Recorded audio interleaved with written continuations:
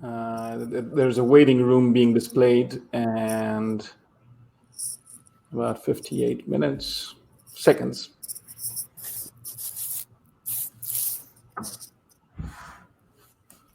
I'm digging the background, JP. Thanks. This is my office. Yesterday was a studio off my home. This Yeah.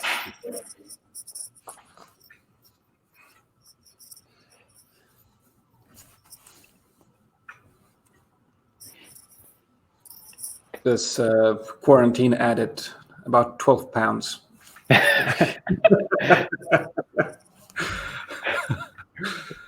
Honestly, the only reason I'm not in the same boat is we got one of those Pelotons like probably a month before this happened, and I'm like too competitive not to try and like race people on the leaderboard. So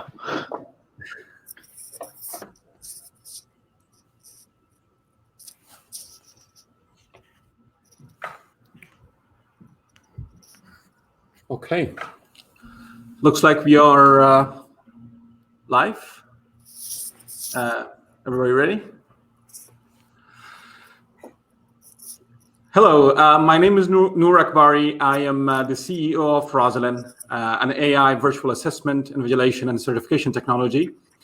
Thank you very much for joining us for this virtual panel about the impact of COVID-19 on certification. I have the honor of moderating the discussion with our amazing panel members, JP Sauchak from Google and Julian Clement from HubSpot. We'll have 30-minute discussion followed by a 15-minute Q&A with the audience. With that, I will let our panel introduce themselves, starting with Julian. how's it going, everyone? Like Noor mentioned, Julian Clement, I manage our credentialing and certification program at HubSpot. Been at HubSpot about 6 years now, and kind of working in the what I'll call the kind of certification and credentialing world for about 4.5. Great. Thank you, Julian. JP? Thanks, Noor. So my name is JP Sauchak, and I am a program manager at Google. I created and run what is called the developer certification program at Google, which is tasked with remotely certifying developers in a performance-based model. So we currently certify developers for Android, web, and TensorFlow technologies. And prior to that, I have been an education professional for about 30 years, run some training teams, documentation teams, and I've been at Google for about 6 years. Great, thank you. So, Julian, can you tell me a little bit about your certification program? What are the assessments like, volume, global footprint? Anything you can tell me about your certification program? Yeah, so we started the certification program at HubSpot in around 2012. Our focus is really certifying marketing, sales, service professionals. We're starting to expand a little bit more into JP's realm and certify developers along with kind of like the CMS we've launched and a lot of the APIs we have. Our footprint is, it's probably, I would say, 250,000 actively certified users right now. We're awarding anywhere between kind of 20 and 25,000 certifications a month, but we'll kind of get into it, how that's really grown in the last couple months. And one of the big things we focus on is providing as much free education as possible. And we really believe that's a big way to grow better. So we're certifying people not only in things like inbound marketing, inbound sales, but also in product software type things like the marketing software that we have, or the CMS software we have. So kind of spans a pretty broad range where we have people looking to just get a idea of what inbound marketing is to people really trying to hone in on a specific skill set or improve their product knowledge within HubSpot. Great. How is your certification program now after this COVID-19 happened? what has changed for you? I know a lot of companies, including ours, our plans were changed, our OKRs are completely changed. What does the change look like to you? We've been pretty lucky, I would say, in that because we were set up really well, because it was, we fully virtual, we had the systems in place to do exams and run our certifications without having any need for face-to-face or anything like that. We haven't had to change too much for OKRs. We've actually seen a nearly 200% year-over-year growth from last year, where we were at certifications awarded at this point. About 100% month-over-month growth for our leads related to certifications, for certifications awarded. So it's been a really interesting thing, because I think it's, in this pandemic, it's all about finding silver linings. And one of the things that we are able to do is provide people opportunities to get free education, to skill up, to to continue their learning in a time when there's a lot of uncertainty in the world. Yeah, that increase in growth is very interesting, as well as generating leads from your certification. We'll come back to that. But JP, I understand that the impact has been minimal for your program as well. Is that correct?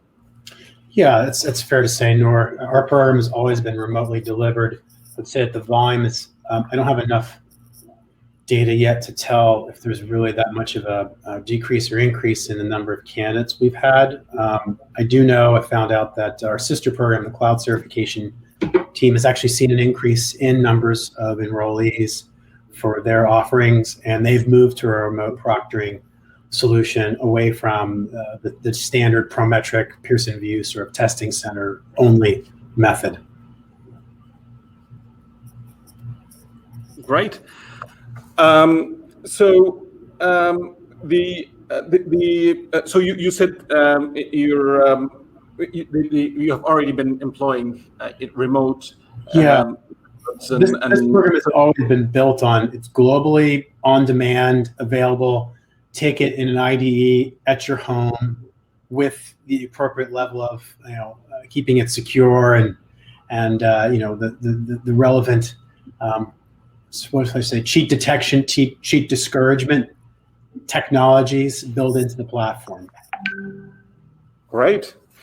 So Julian, you mentioned that you have experienced quite a bit of growth, and what do you think that growth is? Why is this growth happening? Where it's coming from? Why are people applying for certification more? I mean, if you look at the frankly startling numbers in North America around unemployment, there's a need to close, I think, what people call the digital skills gap. And because our education is free, people are able to have a really low barrier to get in to learn about some of these skills in marketing, sales, service, etc. So it makes a lot of sense now that people have more time on their hands. There's opportunity to skill up, where in the past maybe they didn't need to, and now it's a pressing need, whether it's because of a job-related thing or because they just see the relevance of kind of this digital age and having these skills. And what better way to showcase that than with a market signal? And certainly our stuff can be HubSpot focused, but I think part of the reason it's done well is because it's not all product specific, right? And there's some agnostic things where we're just trying to teach you how to become better at social media or become better at selling, which applies to a lot of people. Yeah. Very interesting. So Currently, your company is relying a lot on the leads generated through your certification program. That's very interesting. You know, how much is increased lead generation your certification is contributing to your company's marketing efforts, and how do you track that? How do you track where the leads come from, and how can you show that these leads are generated by your certification program? Yeah, that's a great question, Nora. I think it took us a long time, frankly, to get to a place where we can actually have these numbers. At this point, we have kind of a combination of different ways to track it. Mainly, it's just with Google Analytics tagging, understanding that people are coming from certification-based web pages, coming into our app, then activating and going on to take a certification. And as a percentage of HubSpot's total leads, it's doubled. We used to hover around kind of like 7 or 8%, something that is nothing to sniff at. But in the last month or two, it's doubled to 15-16%, and it's kind of reinvigorated some of the leadership to take another look at education, at certification, and be like, oh wow, this is not only a huge lead gen thing for us, and what a good time to, if you don't have a program around credentialing, like what a good time to increase brand recognition and kind of lean into education, almost as a service here. But leadership's really taking notice, and we're starting to actually reinvest more in education because of this, and because we're seeing the need. Really, that's what it comes down to. Like, this is what people need, and we're in a good position to serve that need. So it's a nice balance there. Yeah. One of the challenges I know from my conversations with a lot of the certification leaders is how do we show the value of certification to our organizations? We know that it contributes a lot to the growth. We know that it allows us to reduce the number of support or facilitate our product adoption. But from what I have seen with the technologies that are being used currently, that is a little hard to track. The contribution of the certification to the company, and it sounds like you have done that very well with the tools that you use. So, in addition, can you tell us what that tool stack looked like, from end to end? Yeah, we use Google Analytics for a lot of the main stuff. We use HubSpot for all of our, we try to walk the walk there. We use HubSpot for our kind of CMS. We build all of our pages on that. Then on the kind of like data and analytics side, Amplitude provides a lot of the product usage data. So we lean heavily on that. That's how we get weekly active users. That's how we get, some of the localization stuff, because we have certifications in 6 languages now. And then on the, what I would call kind of like the revenue side of things, revenue data side of things, we use Looker. And Looker is kind of piped up to our backend databases. And that's what we get to. One of the big things, like you mentioned, Nora, is it's hard to show value in some of these things if it's not a paid service. Like, that's what we've struggled with, because we have never charged for these. Yes, some things get packaged with your product purchase.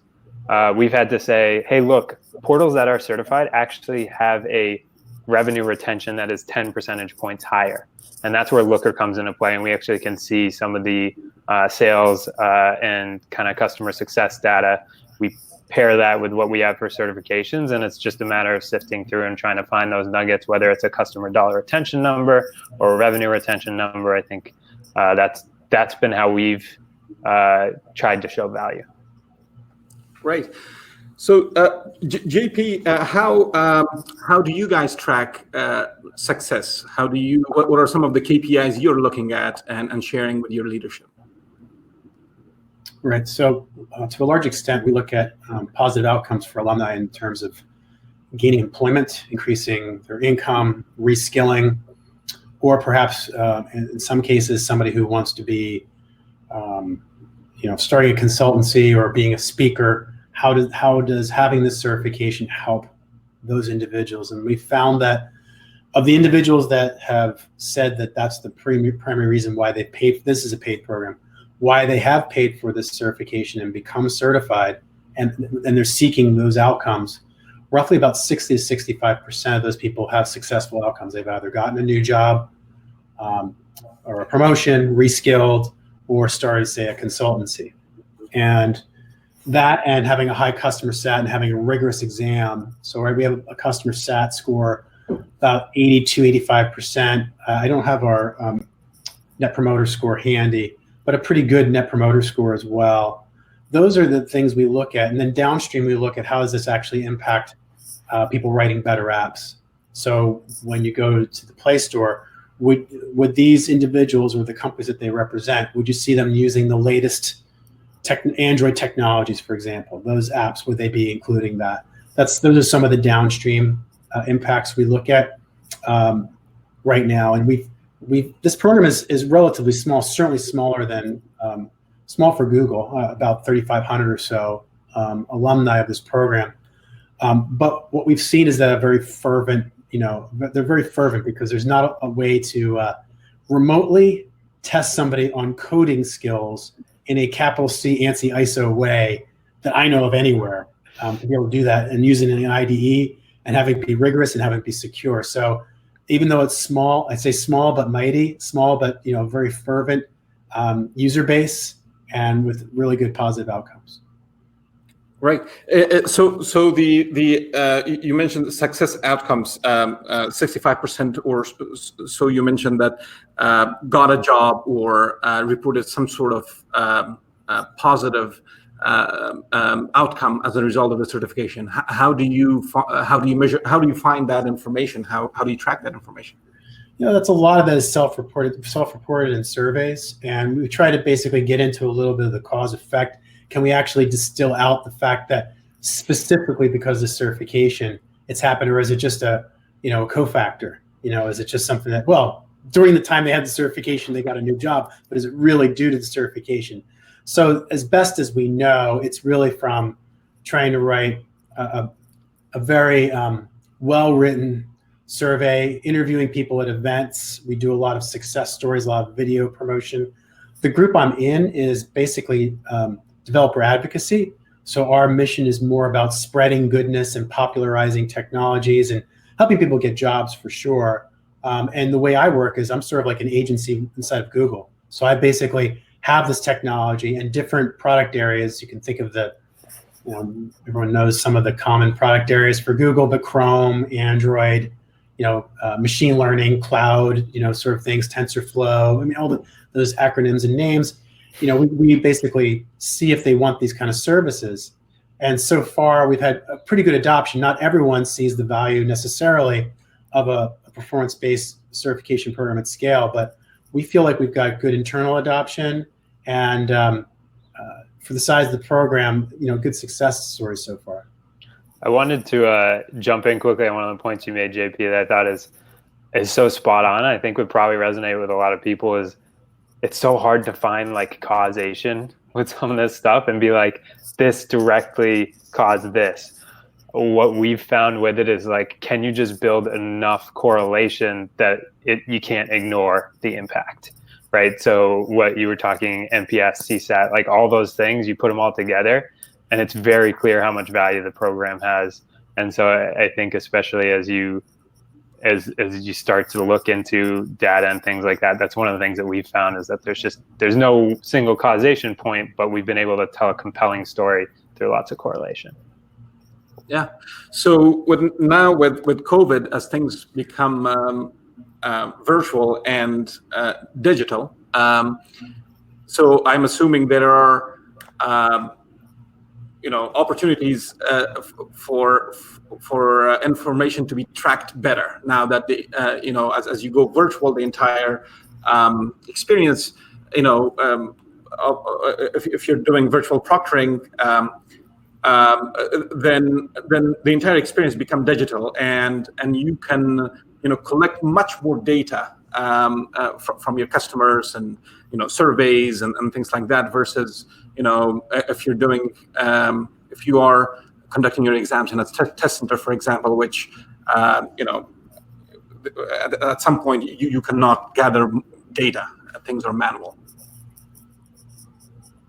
Yeah, I'll speak briefly to that, Noor. It's like what we focus on, and maybe it's good for anyone that would be building a program similar to the one that we've built. It's nice because being inside of Google and being a Google product, we have access to a lot of tools, right? So we have access to everything that cloud offers, everything that analytics offers, obviously things like that. But we also build a lot of hooks into the exam itself, in addition to doing all the, obviously the psychometrics, building the exams, grading the exams, which my team does. I have a team of about 10 people that does everything from being the SME, sourcing the content for the exams, job task analysis, all the typical things. We actually report on, where are people if someone is failing in a particular question out of an item bank, we'll say, what is the reason for that? Are they adhering to best practices? Do they just not get it? And we report that back to the PA, which is good developer intelligence. Knowing in our case, the Android product area is our stakeholder, we'll say. And they can then know that newer technologies in Android, some of these are maybe not well adopted and for specific reasons. So that kind of intelligence is nice for stakeholders, as well as being able to track the user journey all the way through funnel, success outcomes, testimonials later, 6-month return on engagement, investment, to see what they're doing in 6 months. Have they been able to retain that? I think that's, it's possible to create an end-to-end, journey with data along the way. Yeah. We have a similar kind of thought process around it too. We look at it almost as a flywheel, in the sense of like attracting, engaging, and delighting. And similar to JP, I think we have the benefit of having HubSpot behind us. So a lot of things we do has not only the HubSpot kind of like branding behind it, but also the tools that they've created. We lean heavily on those tools. But the way we think about it is like, I think with certifications, there's such a cool little like viral loop built in that when you attract people into the program, you then engage them, with the certification, with the educational content, with the exams and things like that. And then you have this moment where they get to share, and it's this really cool, like powerful endorphin rush that a lot of people get, which then makes the flywheel spin and attracts more people because they're sharing it on social and things like that. So I've always found that to be such an amazing little piece of certification and credentialing, which is being able to spin that flywheel and have kind of that built-in viral loop, which I don't think you see at a ton of products. I mean, you'll definitely see it, but I think this is a kind of unique scenario. Yeah, no, it's definitely, in certification, there's an opportunity, as you said, there's a viral loop built in, and if done right, which seems like you both are doing things right, and if your funnel is optimized and you have all of your technology stack connected, the virality could can generate a lot of inquiries and interest as well. So absolutely, and HubSpot, is being a marketing platform, is an expert in that. We love it. So, yeah. So what I want to move on to is the future. What the future looks like for the certification world post-COVID, and how can certification organizations adapt to this change, and what are some of the challenges that they will be facing in the coming months, years? If you want to start, JP. I think there's two ways to look at this: is business objectives and opportunities, and then sort of the actually managing a program, and how would you do that?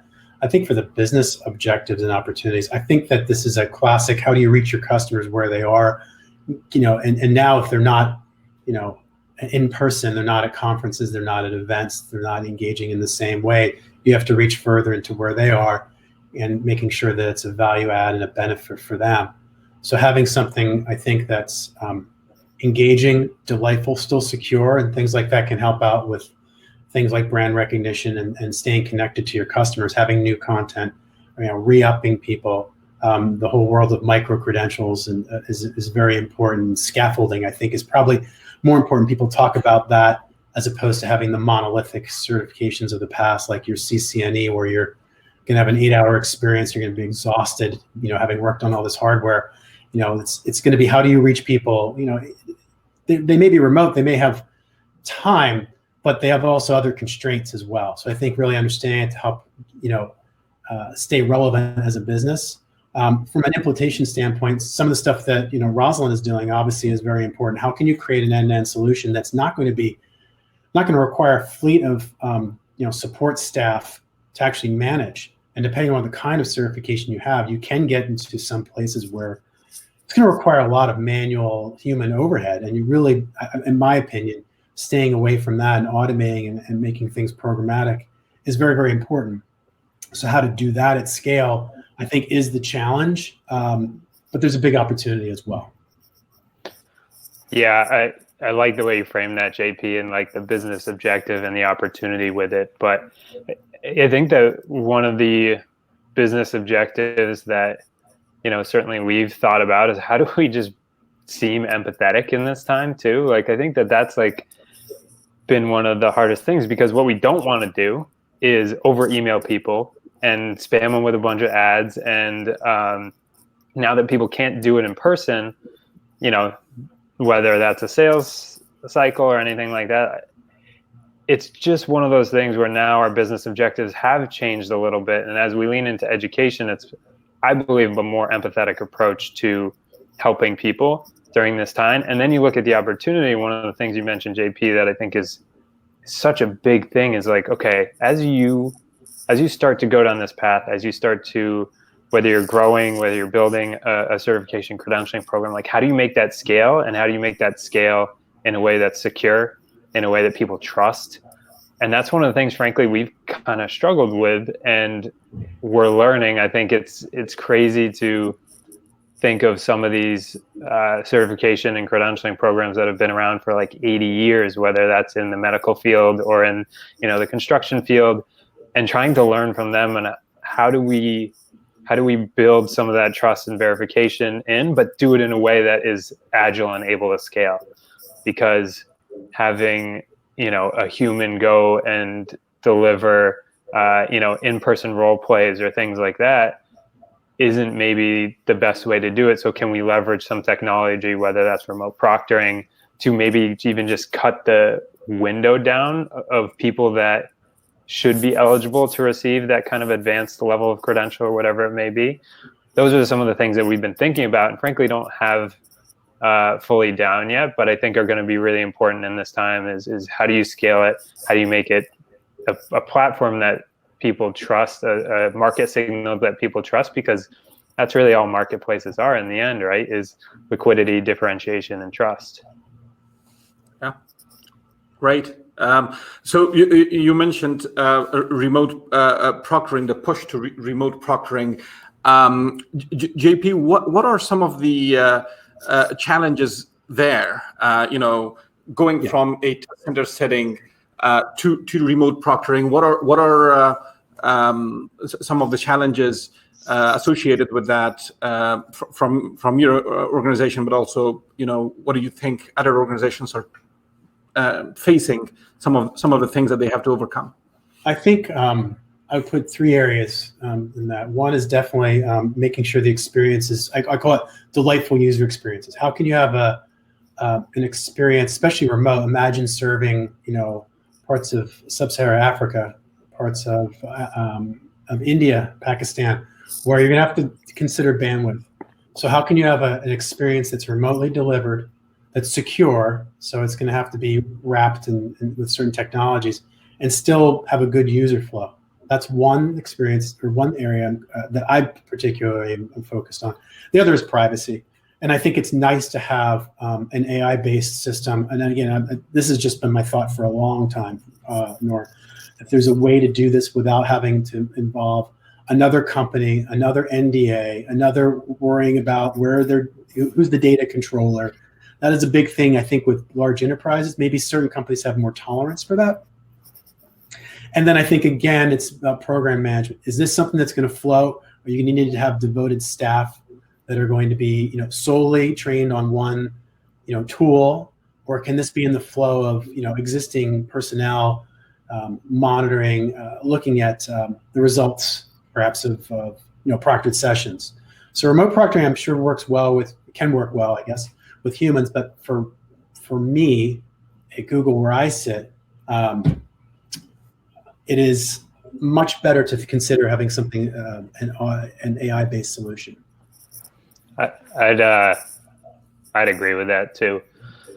There's so much more flexibility, I think, that you can have with it. And one of the things that because I think it's interesting juxtaposing these two programs, because JP's is a paid program really focused on developers, and ours is mostly free and has a much wider range. And one of the things we struggle with is, you can probably go on YouTube and find like 40 people putting HubSpot certification answers up, right? So how do we make it something that people can, again, trust? I think that's a huge part of this. And as I look at some of these solutions and where we need to get to, frankly, if we want to provide differentiation, in the marketing, sales, service marketplaces, is, can we do this with AI? Can we do this in a way where we don't have to continuously throw headcount at building something that people trust and having the analytics to go along with it? So in terms of remote proctoring, it just feels like it's its heyday right now. It feels like this is a time when it's really going to shine because of the flexibility that you can have with it, and because I personally don't think you really lose anything because the technology is so good out there. Right. Thank you very much. This was great. I hope that it was valuable to our audience as well. Now we'll move to Q&A.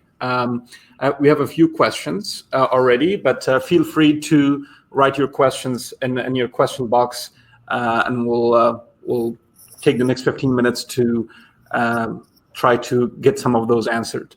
So we have a question from Lean Jensen. Are your exams performance-based or multiple choice? JP? So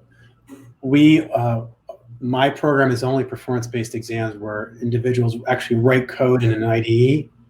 The code is evaluated and graded, and the results are returned to the user, but it's based on either writing code or debugging code. That's how we test for the domains that I'm currently serving. And we have both. We have multiple choice exams. As we've started to expand, what we had is kind of just one certification where it was just a multiple choice exam and educational content with it. We've started to expand and have more advanced levels of it. And in those, we have things like practicums, where you're given a case study and have to submit answers that we then grade. We have a role play in that. And we actually are using some data as quote unquote barriers to entry almost, where, for example, if you want to be a CRM implementer, you have to have spent X amount of hours in the CRM using the tool to even be eligible to kind of go and take that certification. So we have a mix of both. Great.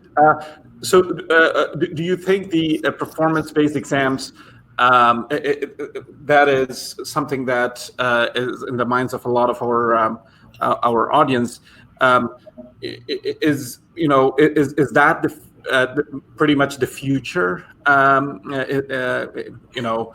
Can performance-based exams meet all the needs of IT-based certifications, or multiple choice has to be part of it one way or another? I'm definitely going to answer. I believe that multiple choice and reasoning type exams, which are not performance-based, they're thought of as multiple choice. But I think we think of MCQ exams as knowledge-based, testing for concepts and knowledge a lot of times. But really, there's a big value, I think, even though it's not what I currently implement, of having an exam that actually can test your reasoning, which is often hard to do in a performance-based exam.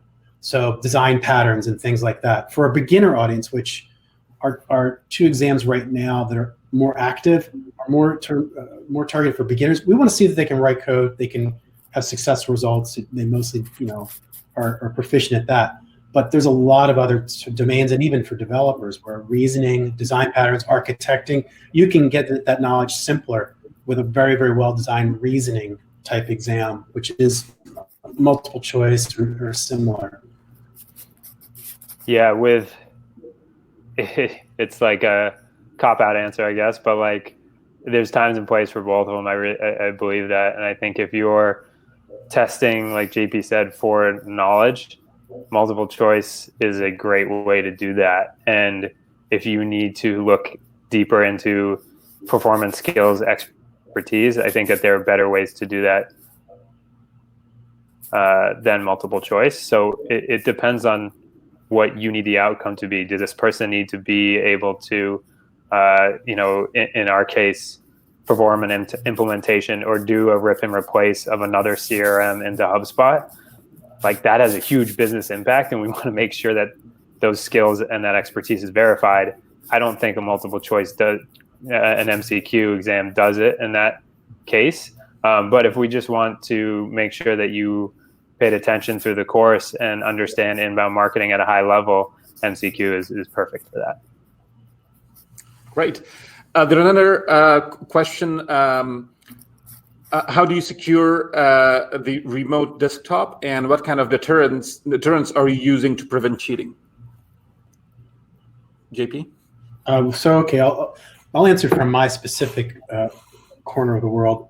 So we don't necessarily have any kind of port blocking, or you can't go to certain sites on the desktop, because what we do is emulate the experience the developer would have over a certain amount of time to complete an exam. And developers are going to look at Stack Overflow. They're going to look at GitHub.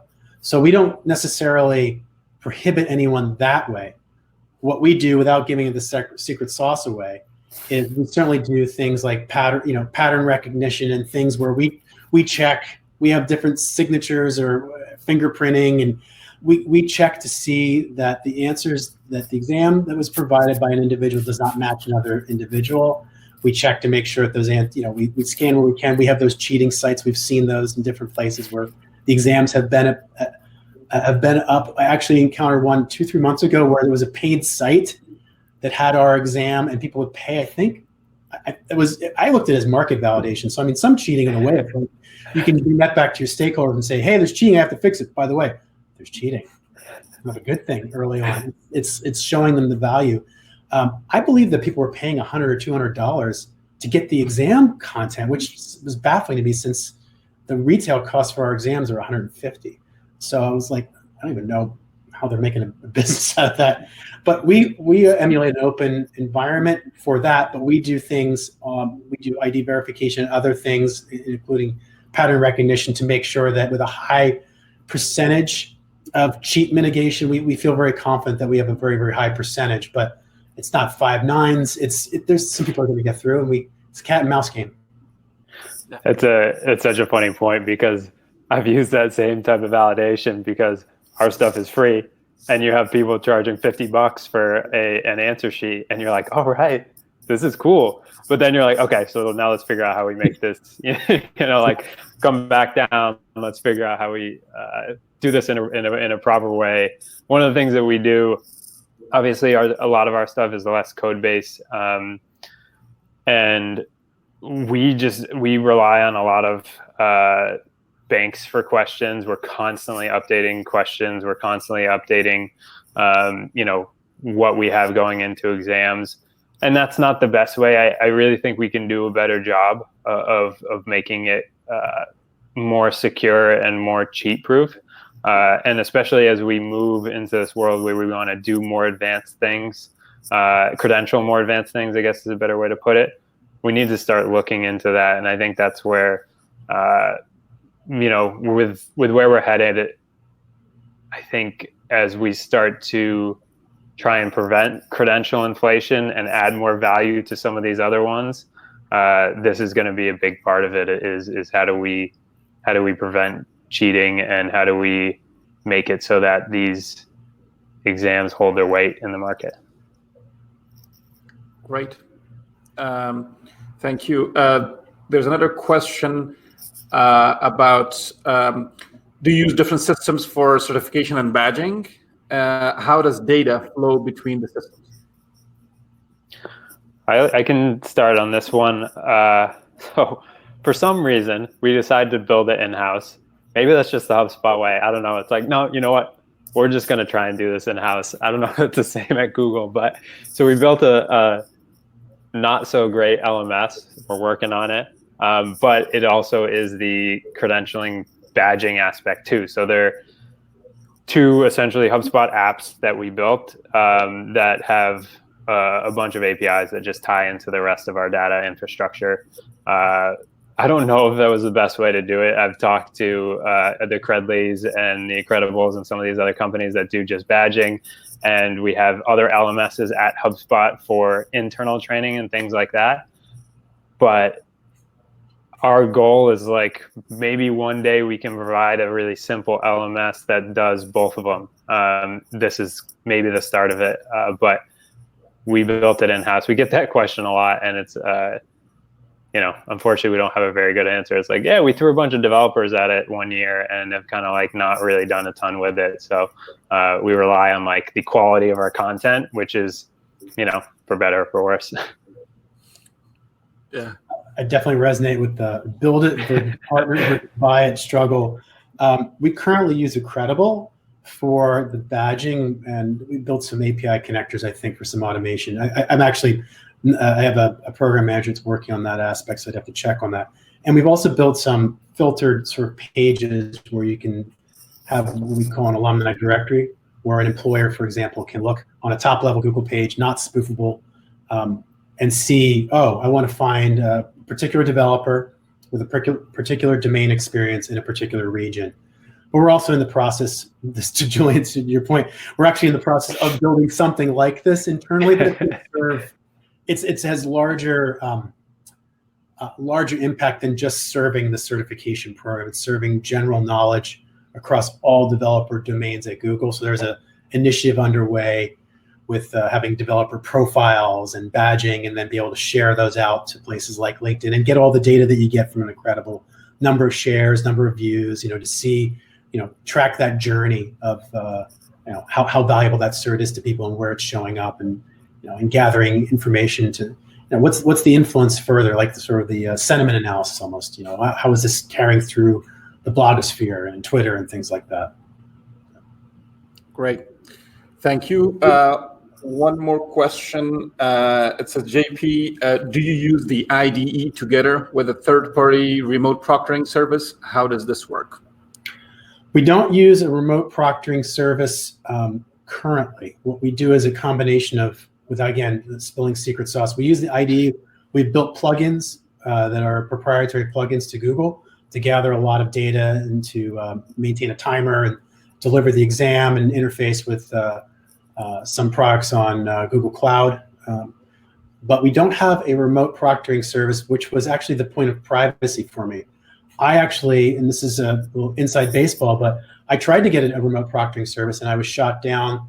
And to Google's credit, it was very uniform. I mean, I got the answer, but I felt like it was, I was a little deflated, and I was like, okay, fine, I'm gonna have to work around this. But now, and this was 4 years ago, the advent now, and this is not a shameless plug for you, Nor, but it's the advent of being able to do this and bypass, security, or have a less of a lift with security and privacy is a big deal. I had to build actually custom software to work around this and to approximate a proctoring experience, but not actually be a proctoring experience. Suboptimal, but we felt the risk was okay.